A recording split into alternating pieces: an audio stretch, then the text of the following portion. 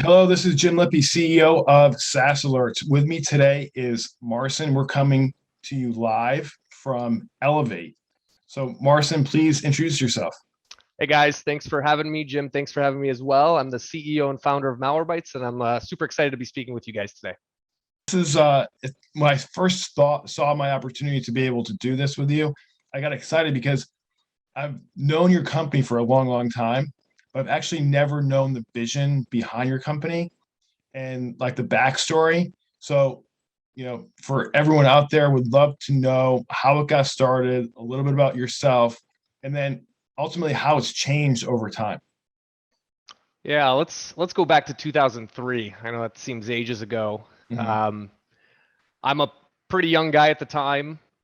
We have a family computer that's shared, and all of a sudden I get it infected with some stuff.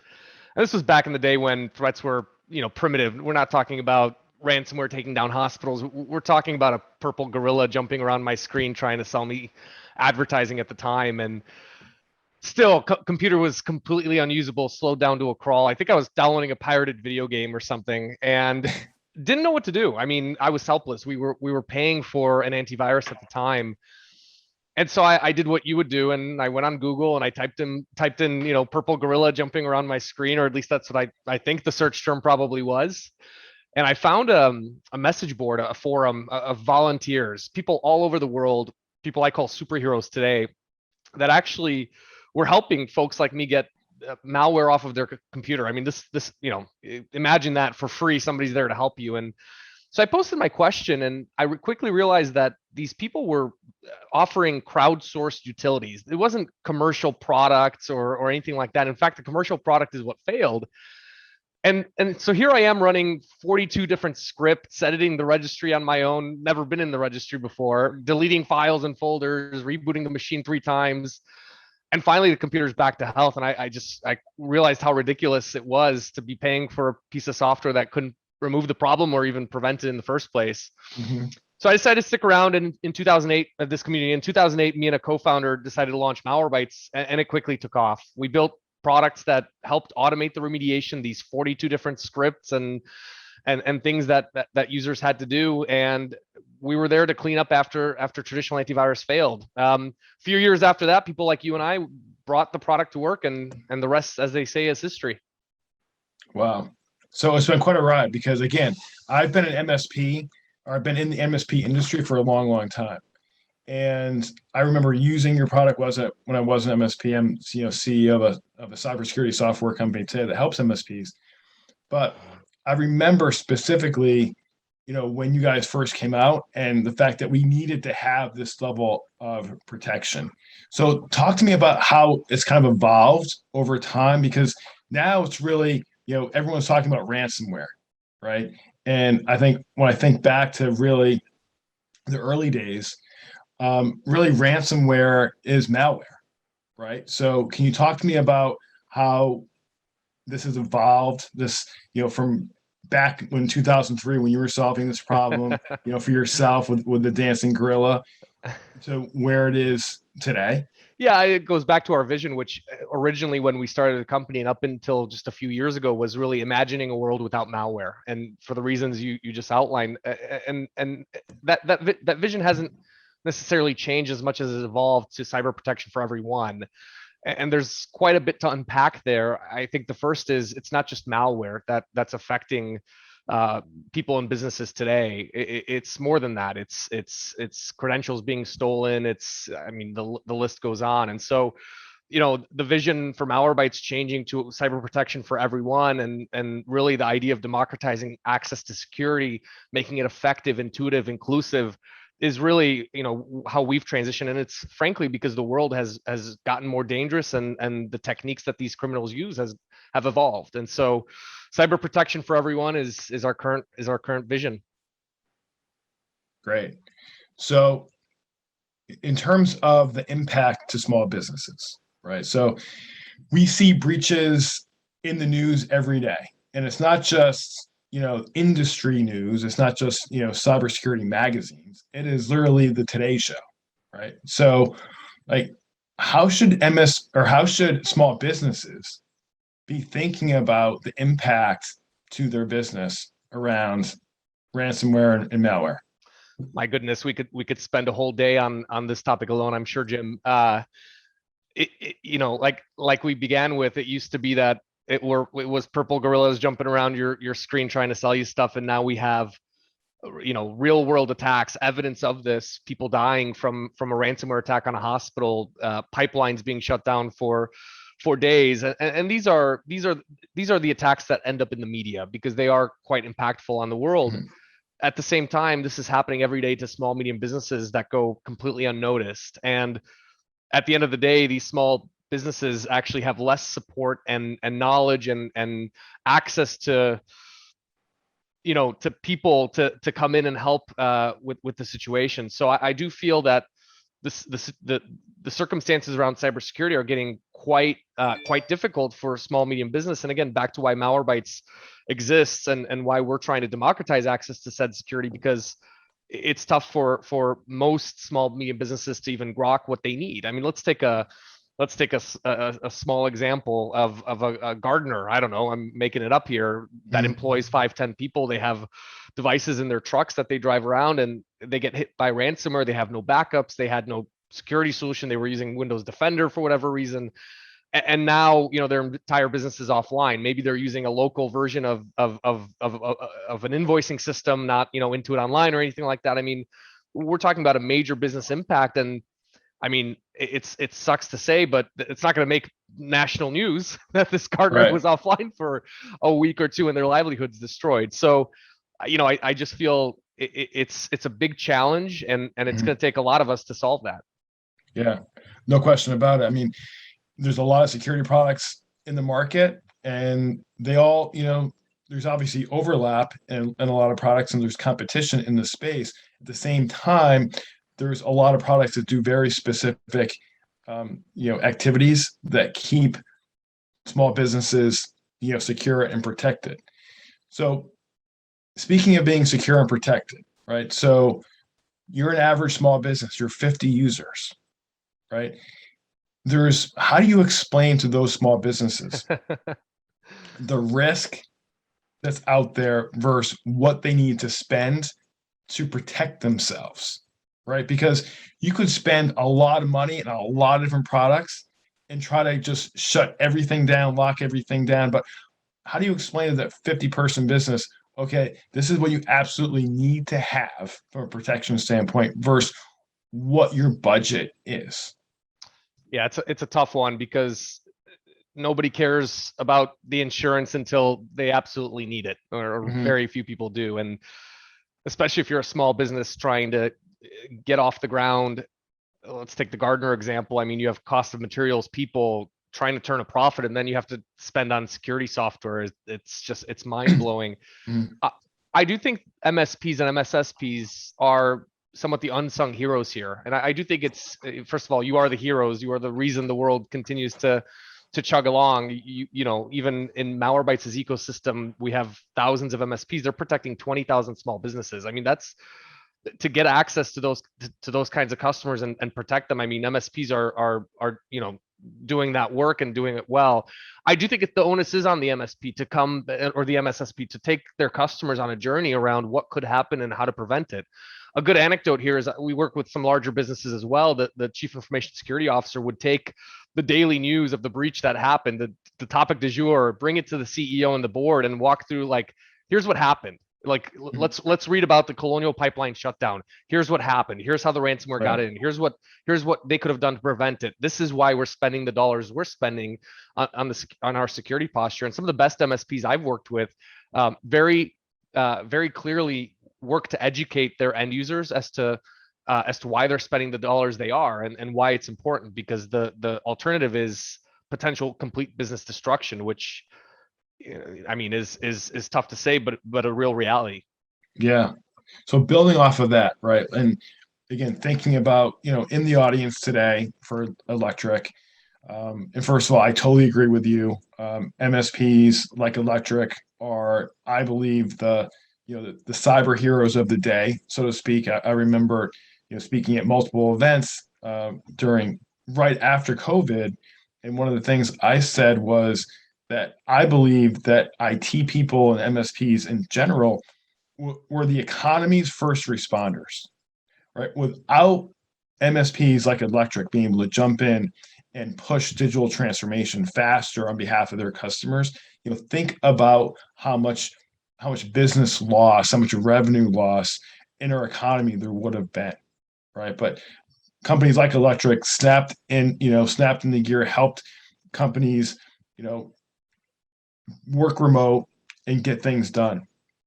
So, with all that being said, we're looking at, again, a disparity in what companies have to spend to be protected. So if you're a 50-person accounting firm, right, you've got 10 different applications, and you're dealing with PII, personal information, from a lot of different businesses and individuals.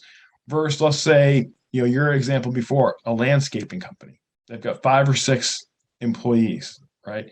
Like, in terms of budget, how should they be thinking about what they should be spending to protect themselves? Not necessarily a dollar amount, but is there a core set of, I guess, tools that they need to have, that they should be talking to their either internal IT person or their MSP, that is a minimum floor of protection? Yeah, I think there's basics, and some of those basics have evolved. Endpoint protection or traditional antivirus used to be enough. Now we're talking about EDR. We're talking about Mhm. managed detection and response. To Frankly, I actually feel an SMB that's looking to buy all of those solutions, pay for an IT or security practitioner, implement those security solutions, negotiate the contracts with a vendor like Malwarebytes, a vendor like for password managers and secure backup and so on, actually would spend more money than contracting out to an MSP who has great deals on all of this technology, has a unified stack, knows how to manage it. Which brings me to my next point, which is like the learning curve on managing a product like Malwarebytes and beyond. I mean, you will spend countless hours. The value here of an MSP is superior to all of that.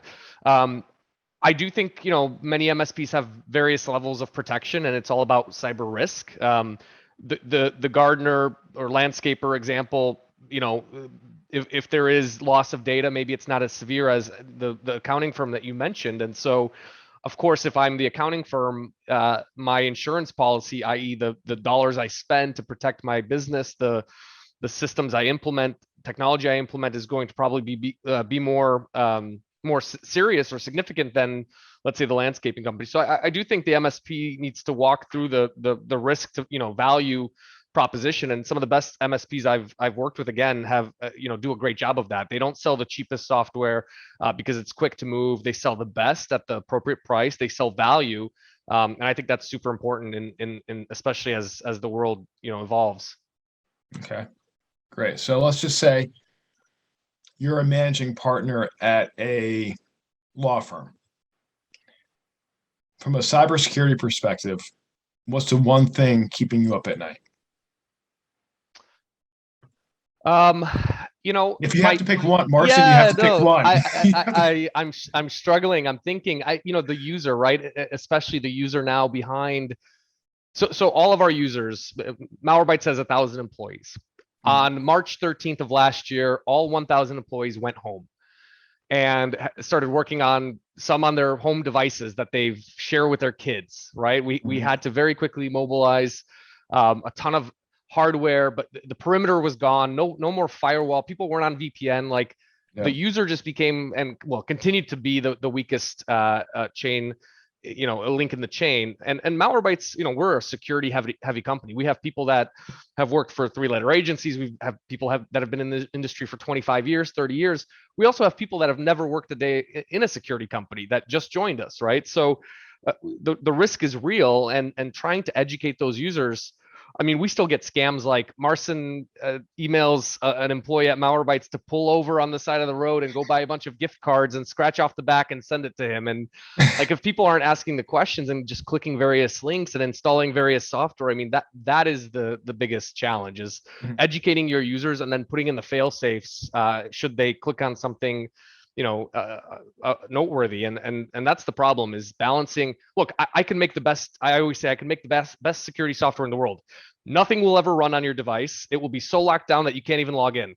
Mhm. There's got to be a balance to that, right? Right. Yeah, definitely. And it's a tough balance to strike. So, from your perspective, what's the one thing that you want everyone to take away in regards to, cyber protection and, coming back to your term, cyber protection for everyone. What's the one thing that you want people to take away from this conversation? Well, I think reflecting on many of the cyber attacks that have happened over the last few years, many of them were preventable. And using those anecdotes, those examples, really digging deeply into what happened, how it happened, why it happened, and using that with your users, with your constituents, with your customers, I think could be quite helpful, Hmm.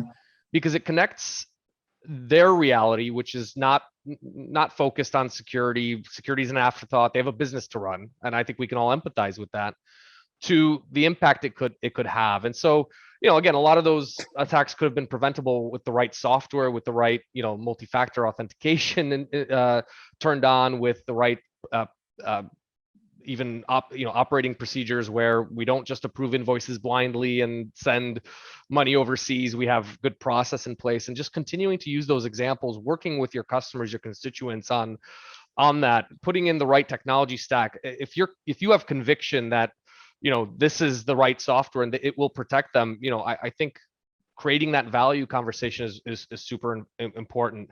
I will say, these events aren't going to stop. I mean, Jim, we will be, over the next few weeks here, I'm sure there's going to be yet another one in the news. Hmm. And I just think it's important to note that it's not hopeless. I mean, I Hmm. think it used to be that antivirus, just worked. We wrote signatures, fingerprints, MD5s, and life was good, and people were protected. Today, I mean, many threats, at least on the endpoint side, which I come from, are polymorphic. EDR, a flight recorder is so important. Isolation is so important.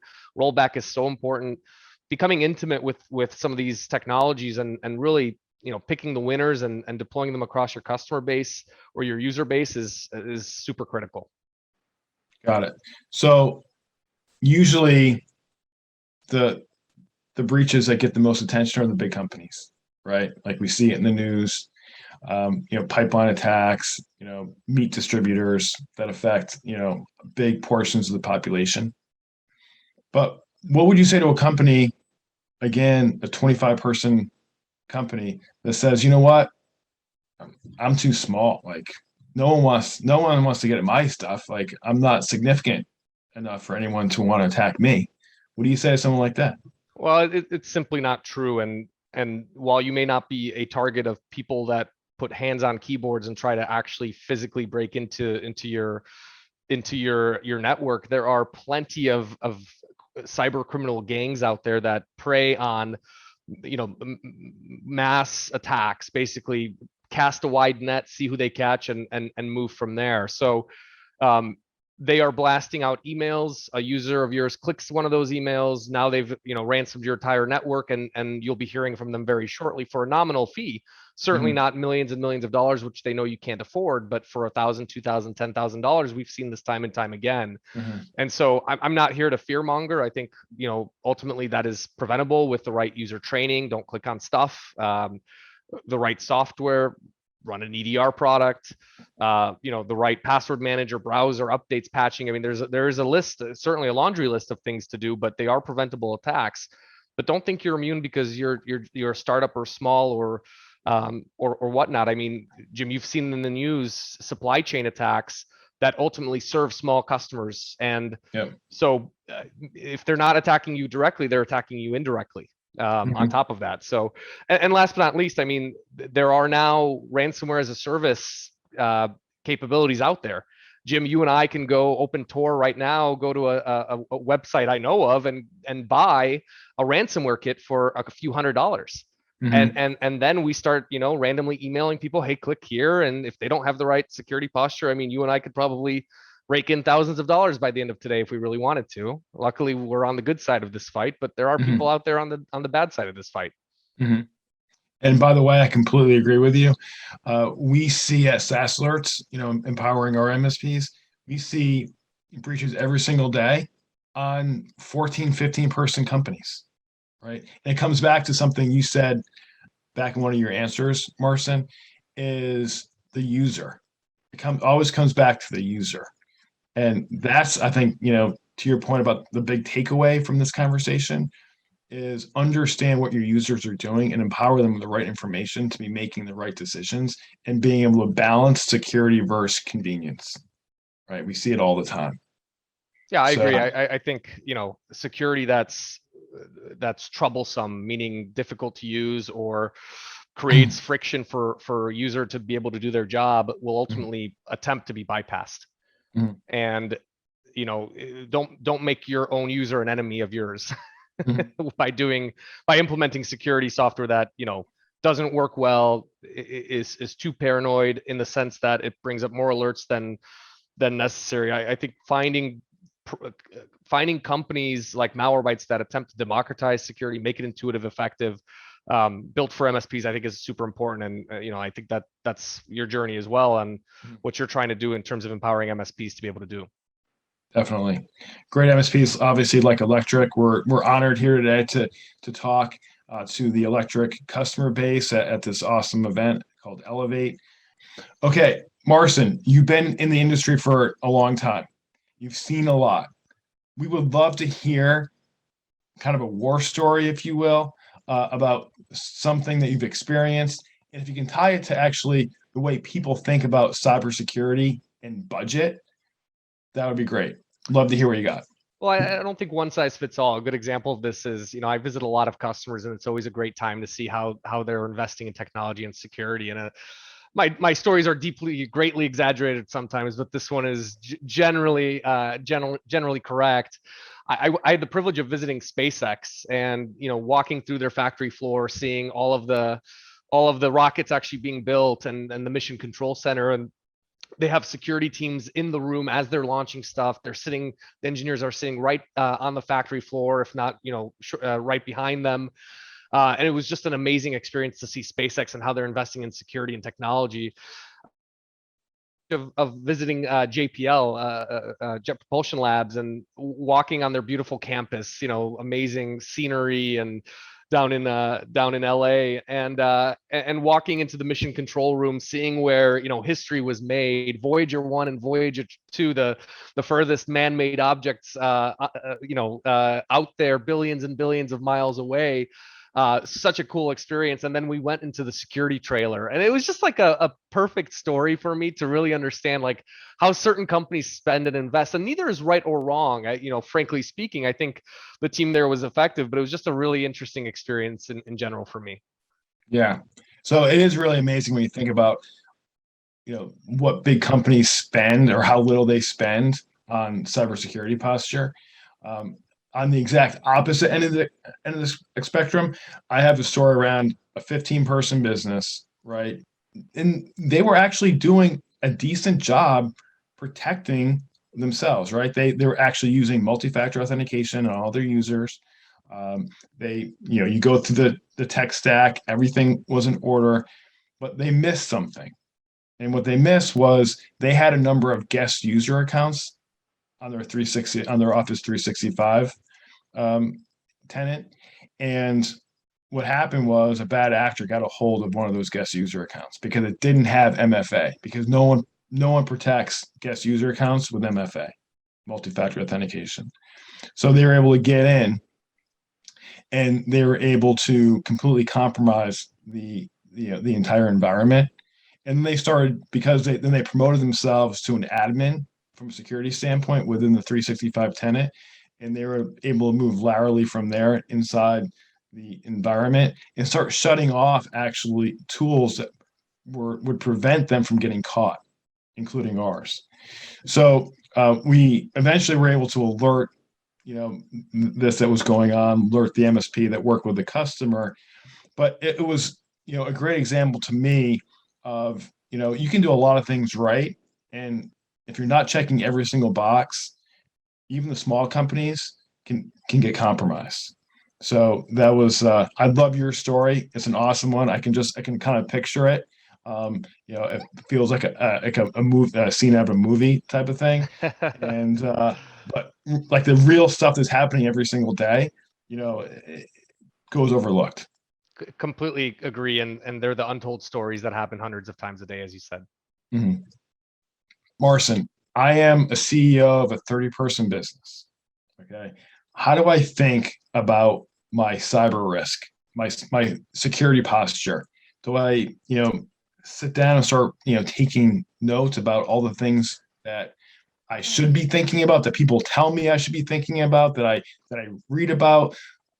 How, do I need help in thinking about my security posture?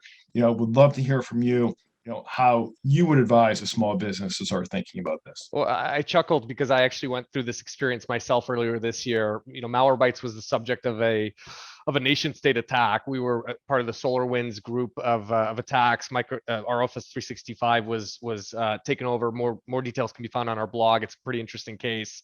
But near the tail end of that, when I started to see light at the end of the tunnel, we were recovering well.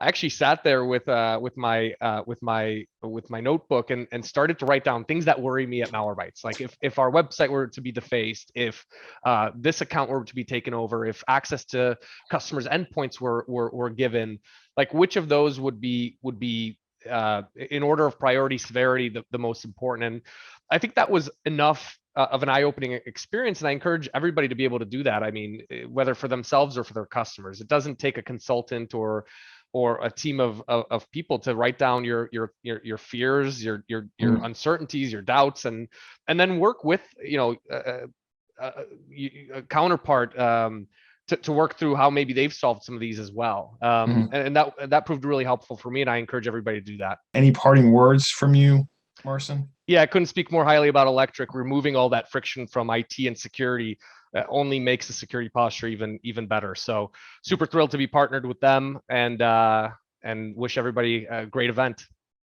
Great. Marson, thank you so much for your participation in Elevate, and we'll look forward to seeing you again soon. Thanks, Jim.